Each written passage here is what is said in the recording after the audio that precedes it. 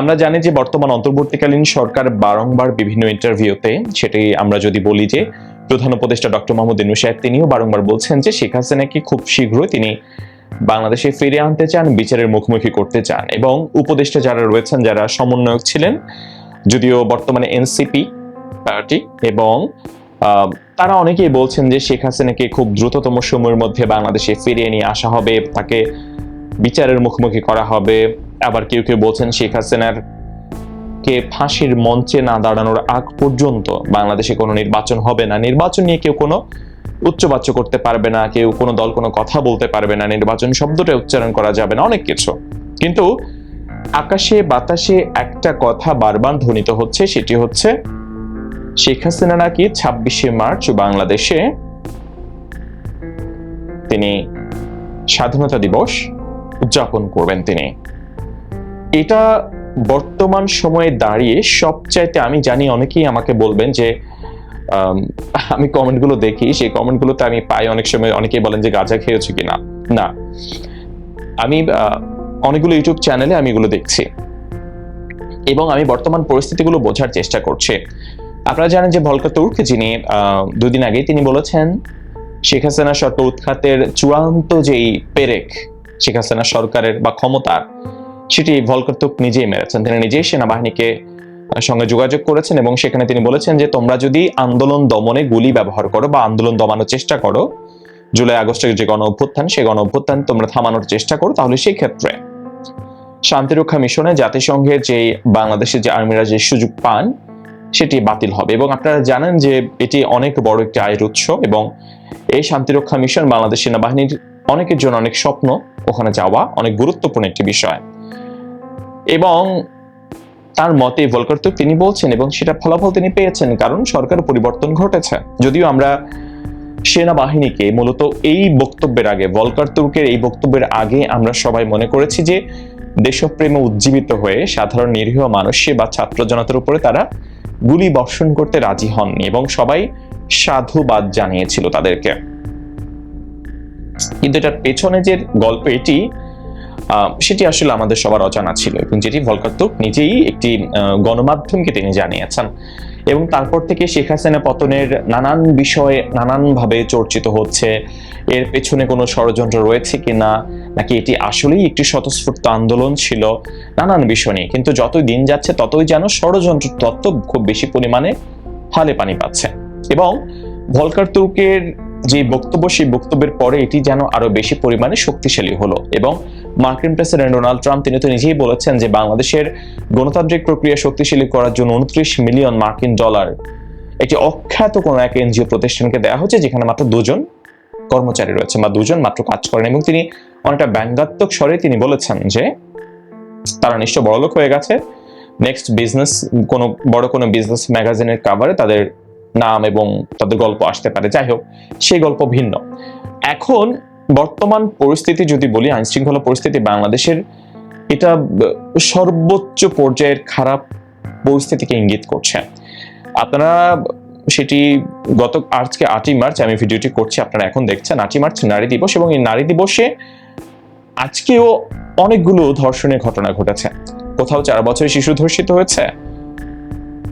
মানে এটা এমন ভাবে বেড়েছে বা বাড়ছে যেটা প্রতিনিয়তই প্রতিদিনই আমরা হয় ছিনতাইয়ের খবর পাচ্ছি, না হয় মবের খবর পাচ্ছি, না হলে রেপের খবর পাচ্ছি। মনে হচ্ছে যেন এই বিষয়গুলো একেবারেই স্বাভাবিক হয়ে যাচ্ছে ডে বাই ডে। এবং এগুলোর বিরুদ্ধে আমরা যে শক্ত কোনো প্রতিরোধ সরকারের দিক থেকে দেখতে পাচ্ছি, সেটা হতে পারে ভোকাল কোনো প্রতিরোধ, সেটাও আমরা খুব একটা পাচ্ছি না, বা সেটি আমরা আইন শৃঙ্খলা বাহিনীর দিক থেকেও আমরা খুব একটা বেশি দেখতে পাচ্ছি না যে হারে ঘটছে। উল্টো আমরা দেখতে পাচ্ছি যে ঢাকা ইউনিভার্সিটিতে ওড়না পরার নানান ঘটনা, এগুলো আপনারা জানেন, এগুলো আমি বলে আসলে ভিডিওটা লম্বা করতে চাই না। এই ঘটনাগুলোতে আমরা দেখতে পাচ্ছি বরং তৌহিদি জনতার একটা মব, একটা গ্রুপ, তারা থানায় যায়, সেখানে গিয়ে তারা আসলেই মনে হচ্ছে যেন আইন আসলে এখন মামার হাতের মোয়া হয়ে গেছে। মানে আমার নিজের একটা জিনিস করতে ইচ্ছে করছে, আমি আইনের তোয়াক্কা করছি না। বা একটা দেশে আইন কখন মানুষ নিজের হাতে তুলে নেয়, কখন নেয় আইন নিজের হাতে? যখন দেখে যে দেশের প্রচলিত আইনি ব্যবস্থার উপরে মানুষের ভরসা উঠে গেছে। এইসব ক্ষেত্রে দুইটা পক্ষর নানান ধরনের ঘটনা ঘটে। একটা পক্ষ হতে পারে যারা আদতে নির্যাতিত, তারা আইনের সাহায্য না পেয়ে তারা নিজেরা আইন নিজের হাতে তুলে নেয়। এটা একটা বিষয় যেটার হয়তো বা একটা মোরাল সাপোর্ট সমাজের একটা অংশ দিয়ে থাকে যে হ্যাঁ, তারা হয়তো বা আইনের কাছে গিয়ে আশ্রয় পায়নি, সে কারণেই তারা আইন নিজের হাতে তুলে নিয়েছে। এক্ষেত্রে এই সুযোগটা আসলে অপরাধী একটা পক্ষ আছে তারা ব্যবহার করে, তারা নিজেরাই আইন নিজের হাতে তুলে নেয় অপরাধী কর্মকাণ্ড, অপরাধমূলক কর্মকাণ্ড সম্পাদন করার জন্য, এবং সেই ক্ষেত্রে দেশটা পুরো বিশৃঙ্খল হয়ে ওঠে। এবং বর্তমান বাংলাদেশে মূলত আসলে সেকেন্ড পার্ট যেটা আমি বলছিলাম সেটাই চলছে। অপরাধী যারা রয়েছে তারা কেউ কেউ আইন নিজের হাতে তুলে নিচ্ছেন, তাদের মনে হচ্ছে যে কোথাও আওয়ামী লীগের লোকজন রয়েছে, তাদের আওয়ামী লীগের লোকের বাসায় হয়তো বা তার ডিভোর্স হয়েছে 2 যুগ আগে, তার বাসায় গিয়ে লুটপাট চালানো যায় এবং সেটা আইন শৃঙ্খলা রক্ষা বাহিনীর চোখের সামনে। এবং এই লুটপাট মানে আপনারা ভাবতে পারেন বাংলাদেশের গণমাধ্যম এই ধরনের ঘটনা তারা লাইভ সম্প্রচার করছে, তারপরেও সেখানে কোনো আমরা আইন শৃঙ্খলা বাহিনীর কঠোর কোনো অ্যাকশন আমরা দেখতে পাই না। কেন পাই না সেটা আমি জানি না।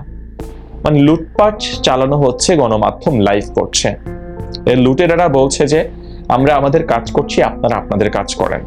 মানে কতটুকু কনফিডেন্ট তাদের যে আমরা কোনো অন্যায় করলেও আমরা আসলে আইনের হাতে বন্দী হব না, বা বন্দী হলেও আমাদের আরো একটা নিশ্চয়ই বি টিম রয়েছে যে টিম থানায় যে যাবে গিয়ে আমাদেরকে মুক্ত করে নিয়ে আসবে। মানে অপরাধীদের জন্য কি এটা স্বর্গরাজ্য হয়ে উঠছে বাংলাদেশ?